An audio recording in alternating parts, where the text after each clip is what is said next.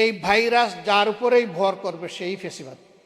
কিন্তু এই প্রত্যেকটা পরিবর্তন আমাদেরকে যখন একটা করে ধোকার মধ্যে ফেলে, তখন আমরা নতুন করে আবার নিশ্চিত হই আসলে যত সংস্কারের কথা বলা হোক, ইসলামী অনুশাসন প্রবর্তন করা ছাড়া আমাদের এই জাতি এবং মানুষের ভাগ্যের পরিবর্তনের কোনো সম্ভাবনা নাই। তারপরে মুসলমানের কামড়া কামড়ি, একজন আরেকজনের প্রতি অশোভন বক্তব্য। এই রাস্তা ফেসিবাদের রাস্তা, এই রাস্তা আয়নাগরের রাস্তা, এই রাস্তা অসংখ্য মানুষকে বিনা বিচারে খুন করার রাস্তা, এই রাস্তা শাপলা চত্বরে আলিম উলামার উপর হায়নার মতো ঝাঁপিয়ে পড়ার রাস্তা। অতএব এদেশে মদিনার আদলে সংস্কার হবে, রাষ্ট্র ব্যবস্থা প্রতিষ্ঠিত হবে। তৈরি থাকুন। আল্লাহু ওয়ালিয়ুত তৌফিক হুয়াল মুওয়াফফিক ওয়াল মুঈন। কিন্তু আজকে তো দেশপ্রেমের কথা শুনলে আমরা দেখি সুযোগে সুযোগে তাদের বাবারা পালিয়েছে, তাদের মেয়েরা পালিয়েছে, এবং এই পালানোর সংস্কৃতি তারা এখন অব্যাহত রেখেছে। অথচ তাদের কাছ থেকে ইসলামের বাইরে গিয়ে আমাদের দেশপ্রেমের সবক নিতে হয়। অন্যজনকে বুকে নেওয়ার মতো এই শক্তি, এই প্রশস্ততা তাদের বুকে নাই। তারা জুদা হতে চায়। এক পরিবারে ভাই বেরাদর মিলে এক হাঁড়িতে রান্না করে খেলে কি অনাবিল আনন্দ পাওয়া যায় ভারতের জনগণ জানে না। আমরা অবাক বিস্ময়ে দেখলাম 15.5 বছর সবাই যারা আমরা নির্যাতিত ছিলাম তারাই বর্তমান পার্লামেন্টে এখন আছে। একটা অংশ সরকারি দলে, আরেকটা অংশ বিরোধী দলে। একটা দেশ পরিচালনার দায়িত্ব সরকারের, বিরোধী দলের নয়। বিরোধী দলের দায়িত্ব হচ্ছে সরকার ভালো করলে তাকে সহযোগিতা করা, সমর্থন করা। আর সরকার যদি কোনো অন্যায় করে, জনগণের কোনো অধিকার হরণ করে, অথবা যদি খারাপ পথে হাঁটে, তাহলে সরকারকে বাধা দেওয়া, প্রতিবাদ করা। আমরা দেখতে পাচ্ছি 15 বছরের ফেসিবাদী সরকার যে রাস্তায় হেঁটেছে, বর্তমান সরকার সেই রাস্তা ধরেই হাঁটছে। এই রাস্তা পরিবর্তন করতে হবে। যে দেশের মাটিতে শহীদের রক্ত পড়ে, যে দেশের কবরস্থানে শহীদ শুয়ে থাকে, ওই দেশে সিরাতের আদর্শে রাষ্ট্র প্রতিষ্ঠা সময়ের ব্যাপার মাত্র। মূল যুদ্ধের আগে বাহিনী তৈরি হয়, তাদের কসরত করতে হয়, রিহার্সেল দিতে হয়। এরা যেন 24কে ফাইনাল যুদ্ধ মনে না করে। এটা ছিল ফাইনাল যুদ্ধের রিহার্সেল। কারণ 24-এর পরে আমরা মনে করেছিলাম ফেসিবাদের যে পঙ্কিলতা, যে ময়লা, যে আবর্জনা যুগ যুগ ধরে তৈরি হয়েছিল, তা এখন পরিষ্কার হয়ে যাবে। কিন্তু আমরা কি দেখতে পাচ্ছি? আসলেই কি কিছু পরিষ্কার হয়েছে? বরঞ্চ আবর্জনার কলেবর আরো বৃদ্ধি পাচ্ছে। মাদ্রাসায় পড়ে আমরা শুধুমাত্র একটা রচনা লিখতাম, সংস্কারক হিসাবে মুহাম্মদুর রাসূলুল্লাহ সাল্লাল্লাহু আলাইহি ওয়াসাল্লামের ভূমিকা, আমরা ওই রচনা পর্যন্তই শেষ। প্রিয়নবী মুহাম্মদুর রাসূলুল্লাহ সাল্লাল্লাহু আলাইহি ওয়াসাল্লামের সিরাত বর্তমান শিক্ষা ব্যবস্থা, স্কুল, কলেজ, বিশ্ববিদ্যালয় বাদই দিলাম, মাদ্রাসায় যদি কেউ কামিল পাশ করে এবং কয়েক সাবজেক্টে যদি সে কামিল করে, তারপরও পূর্ণাঙ্গ রাসূল সাল্লাল্লাহু আলাইহি ওয়াসাল্লামের সিলেবাস জানার, বুঝার এবং তা মেনে চলার সিলেবাস কারিকুলাম আমাদের বাংলাদেশের বর্তমান শিক্ষা কারিকুলামে আসলে আছে কিনা? নাই। এখনকার আধুনিক ব্যবস্থার সাথে এটি সামঞ্জস্যশীল নয়। তখনকার মানুষের বাস্তবতার নিরিখে ওইটি সামঞ্জস্যশীল ছিল, এখন সেটি নয়। এই ধরনের একটি বক্তব্য পেশ করা হয়, এবং এটি যদি আমরা মেনে নিই, তাহলে মহান আল্লাহ রব্বুল আলামিনের যে বিধান, সেই বিধানকে কিন্তু অস্বীকার করা হয়।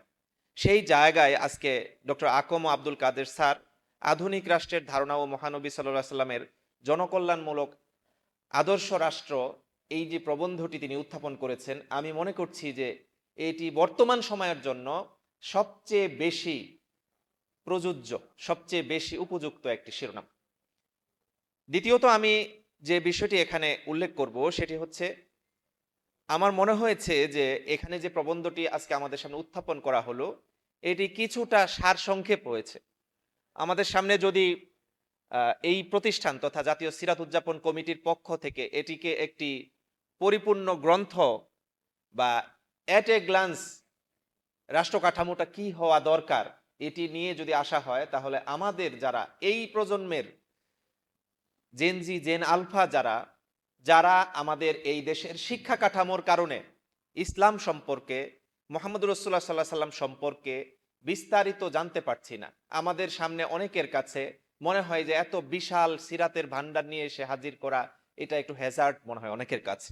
কারণ এখন যে প্রজন্ম আছে, এই প্রজন্মের কাছে খুব অল্প কথায় পয়েন্ট ভিত্তিক সবকিছু হাজির করার জন্য একটা আবেদন রয়েছে।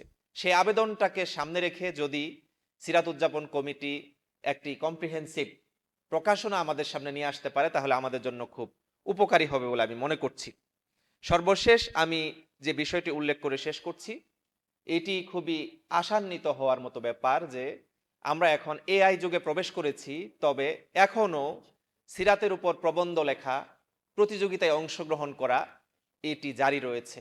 এবং এই যে জাতীয় সিরাত উদযাপন কমিটি এই আয়োজনগুলো প্রতি বছর করে থাকে, আমি মনে করি যে আগামী দিনে আমাদেরকে কাগজের পৃষ্ঠা থেকে দূরে রাখার জন্য বিশ্বব্যাপী যে চক্রান্ত, সেখান থেকে বাঁচানোর একটি উদ্যোগ, এই উদ্যোগকে আমি সাধুবাদ জানিয়ে আমি আবারও প্রবন্ধকারকে অশেষ মোবারকবাদ জানিয়ে আমার কথা এখানে শেষ করছি। হাজা মা ইনদি ইনদাল্লাহ ওয়া মা তাওফিক ইল্লা বিল্লাহ। আসসালামু আলাইকুম রহমতুল্লাহ। সেমিনারের সম্মানিত সভাপতি, সম্মানিত প্রবন্ধকার, আলোচকবৃন্দ, সম্মানিত অতিথিবৃন্দ এবং আমার সামনে সুধীমণ্ডলী, আসসালামু আলাইকুম রহমতুল্লাহ। আসলে প্রবন্ধকার যেই প্রবন্ধ উপস্থাপন করেছেন, অত্যন্ত চমৎকারভাবে উনি রাষ্ট্রের যে ধারণা দিয়েছেন, আমি ওনার সকল কথার সাথে একমত। কিন্তু মানব সভ্যতার শুরুতে কোত্থেকে মানব সভ্যতা শুরু হয়েছে এই বিষয়টি আমার চোখে পড়েনি। উনি আধুনিক রাষ্ট্র ব্যবস্থার যেই ধারণা দিয়েছেন, বিভিন্ন রাষ্ট্রবিজ্ঞানীর যেই কথাগুলো নিয়ে এসেছেন, আমরা যদি শুরুতে দেখি, মূলত আদম আলাইসাল্লাম থেকে মানব সভ্যতার শুরু। ইন্নি জাইলুন ফিল আরদে খলিফা, আল্লাহ রাব্বুল বলেন আদমকে খলিফা হিসাবে নিযুক্ত করার মাধ্যমে যেই মানুষের বসবাসের জন্য খলিফা হিসাবে তার নিযুক্তি, এবং পরবর্তী দাউদ আলাইসাল্লামকে রাষ্ট্র ব্যবস্থা শাসন ক্ষমতা দেওয়া, এই বিষয়টা এখানে যদি তুলে নিয়ে আসতেন ধারাবাহিকভাবে, তাহলে আমি মনে করি এই প্রবন্ধের আরেকটু সৌন্দর্য বৃদ্ধি পেত। সম্মানিত উপস্থিতি, আমি পুরো প্রবন্ধ পড়ার সুযোগ পাইনি। তার মানে ওই আগে যে একটা পলিসি ছিল যে তরুণদেরকে আমি নির্বাচনের আগে বলবো তোমাদেরকে কর্মসংস্থান দিব, তোমাদেরকে প্রযুক্তি খাতে তোমাদেরকে অনেক বেশি ডেভেলপ করব, অনেক কিছু করব, কিন্তু ক্ষমতায় আসার পরে কিন্তু তারা আবার সেই আগের পলিসির মধ্যেই ফিরে গেছে। শেখ হাসিনা আগে যে পলিসি নিয়ে দেশ পরিচালনা করত, এই বর্তমান সরকার সেই পলিসি থেকে কিন্তু বের হচ্ছে না, তারা সেই আগের পলিসিটাকেই তারা ফলো করছে। যেই পলিসি থেকে বের হওয়ার জন্য সারা বিশ্বের মধ্যে একটা আন্দোলন চলছে। ভারতের মধ্যে যে একটা বেকারদের যে একটা আন্দোলন চলছে, আপনারা জানেন যে ভারতের প্রধান বিচারপতি তরুণদেরকে বলেছে তারা নাকি ককরোচ, বেকার অলস তরুণ জনগোষ্ঠীদেরকে প্রধান বিচারপতি যখন বলল যে তারা একটা অলস জনগোষ্ঠী এবং তারা ককরোচ, তেলাপোকার মতো, তখনই কিন্তু আন্দোলনটা শুরু হয়েছে। তার মানে যে তরুণদেরকে তুচ্ছ তাচ্ছিল্য করে এই রাষ্ট্রের মধ্যে তাদেরকে শুধু চাকরি পাইতে হবে, তারা কোনো কিছু করতে পারে না, তাদেরকে দাবিয়ে রেখে যে রাষ্ট্র পরিচালনার একটা ক্যাডার বাহিনী, একটা মারকুটে বাহিনী যারা কিনা শুধুমাত্র ক্ষমতায় যাওয়ার একটা হাতিয়ার হিসেবে ব্যবহৃত হবে, এই ধরনের একটা অকার্যকর জনগোষ্ঠী হিসেবে পরিণত করার বা ব্যবহার করার কিন্তু এই যে প্র্যাকটিস, এটা কিন্তু সব যুগেই কিন্তু ছিল। এই প্র্যাকটিসটাকে এখন বর্তমান তরুণ সমাজ, পুরো বিশ্বের তরুণ সমাজ তারা প্রত্যাখ্যান করছে। এবং আমরা বিশ্বাস করি যে এই যে বাংলাদেশের তরুণরা পুরো বিশ্বকে যে পথ দেখিয়েছে, এই পথ শুধুমাত্র ভারত না, গোটা বিশ্ব একসময় ফলো করবে ইনশাল্লাহ। এবং আমরা বিশ্বাস করি যে আজকে আপনারা জুলাই গণঅভ্যুত্থানের সম্মুখ সারিতে যাদেরকে দেখতে পাচ্ছেন, তাদেরকে পুরা বিশ্বের তরুণরা একসময় ফলো করবে। এবং আমরা বিশ্বাস করি বাংলাদেশের মধ্যে বর্তমান সরকার তারা যেভাবে তরুণদেরকে নিয়ে বর্তমানেও খামখেয়ালিপনা করছে, এই যে তরুণদেরকে নিয়ে অবহেলা, খামখেয়ালিপনা করা, এর পরিণতি কিন্তু খুব সাংঘাতিক, এবং এই সাংঘাতিক পরিণতি কিন্তু এই বিএনপি সরকারকেও ভোগ করতে হবে যদি তারা না বুঝে। কারণ বাংলাদেশের মধ্যে এখনো যে আগে লাইব্রেরিতে পড়াশোনা করতো, তার আগে তার যে ক্ষোভ, তার যে রাগ অভিমান ছিল, সে আগে বাড়িতে যেতে পারতো না। বাড়িতে গেলে তাকে জিজ্ঞেস করতো তোমার চাকরি আছে কিনা, সেই প্রশ্নটা কিন্তু তাকে এখনো করে। তার মানে তার কর্মসংস্থান তৈরি হয়নি। তার আগে দক্ষতাগত জায়গাতে যে একটা উন্নয়ন প্রয়োজন ছিল, আগে সেই ফ্যাসিলিটিস রাষ্ট্র থেকে দেয়া হয় না, এখনো কিন্তু দেয়া হচ্ছে না। তার মানে টোটাল সিস্টেমটা কিন্তু আগের মতোই আছে। তো টোটাল সিস্টেমটা যদি আগের মতো যদি থাকে, তার মানে সবচেয়ে সংক্ষুব্ধ জনগোষ্ঠী কিন্তু বাংলাদেশের তরুণরা। এই তরুণদেরকে সংক্ষুব্ধ রেখে কখনো রাষ্ট্র সঠিকভাবে পরিচালনা করা যায় না। বর্তমান সরকার কিন্তু ঠিক একই পথে হাঁটছে যেভাবে আগের সরকার হেঁটেছে। তাই আমরা আজকের এই স্মরণ সভা থেকে বলবো যে আসলে যদি তরুণদের ভাগ্যের পরিবর্তন না করা হয়, তাহলে বাংলাদেশের ভাগ্যের পরিবর্তন করা সম্ভব না। যদি আপনারা তরুণদেরকে ফ্যাসিলিটেট করেন, যদি তরুণদেরকে আপনারা উন্নয়নশীল দক্ষতা সম্পন্ন হওয়ার সুযোগ তৈরি করে দেন, তাহলে আমরা আপনাদেরকে একটা উন্নয়নশীল রাষ্ট্র উপহার দিব। কারণ আজকে আপনারা রাষ্ট্র ক্ষমতায় আছেন, কালকে আমরা থাকবো। আপনারা আজকে আছেন, কালকে এই দায়িত্ব এসে আমাদের ঘাড়ে পড়বে। আমরা যদি দক্ষতা সম্পন্ন যদি না হই, তাহলে তো এই রাষ্ট্র আমরা ভালোভাবে চালাইতে পারবো না।